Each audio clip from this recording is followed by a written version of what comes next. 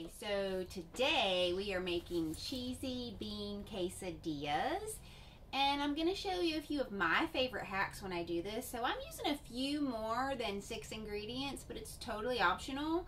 And I'm going to start with some gluten-free spinach tortillas, which I really like. And the recipe says to use either hummus or dairy-free cheese, and we're going to use a little of both today. And I'm going to show you what I'm going to do. Now, I just have one of my favorite brands, Ithaca roasted red pepper, and I'm going to take a little bit of the hummus and spread it on the bottom tortilla. The main reason I want to do this is because I want to make sure that everything sticks together, and hummus gives it a little extra protein. So we're going to start by spreading the hummus. Then we're going to sprinkle our beans. Today I'm using pinto beans. Feel free to use whichever beans you choose. And you just want to make sure they're kind of evenly spaced. Our next ingredient to help make it a little extra cheesy is Nutritional Yeast Flakes. And again, we just want to kind of spread it all out. An extra kick, a little adobo seasoning. And then the recipe does call for kale, but what I have today is spinach. Now I have baby spinach, but I also chopped it up a little bit more just to make sure that it gets everywhere that I want it. And apparently it's going to get really everywhere, even off of the tortilla.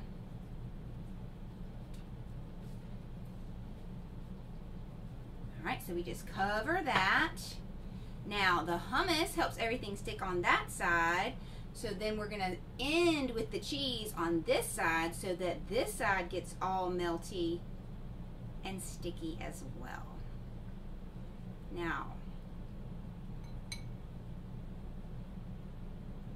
the next thing we're going to do, the directions say that you can broil it, but I'm going to go old school way and actually pan sear it on my griddle. So we're going to top it with the tortilla, and now to the griddle. Okay, our griddle's hot. My cheese is on the top, so what I'm going to do is flip it so that the cheese gets all melty first. Let's hope this works. Not too bad. Few beans went flying, but that's okay. We're just going to let this sit for a few minutes so that the cheese gets nice and melty, and then we will flip it. Okay, it's getting a little bit melty. Now, whether you choose to do this in a pan, on a griddle, or broiling in the oven, you still need to be careful when you flip it. So, had pretty good luck the first time. Now let's see what happens this time. I'm hoping that the cheese will hold everything together. Not too bad. And it's got a nice little brown crust on there. We're going to give that side a few minutes, then we're going to cut it open and taste. Okay, side 2 is done, nice and crispy, so I'm just going to take my spatula and transfer it to a cutting board.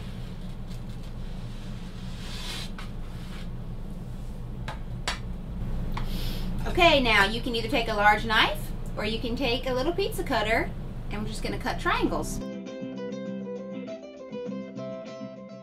And literally, it is that easy.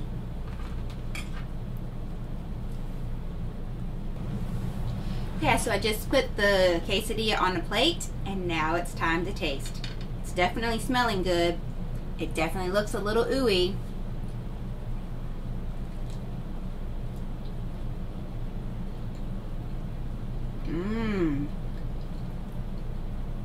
That is really good, and I really like having the hummus and the cheese, but you can do your own thing. Make it, share it, and let us know what you think.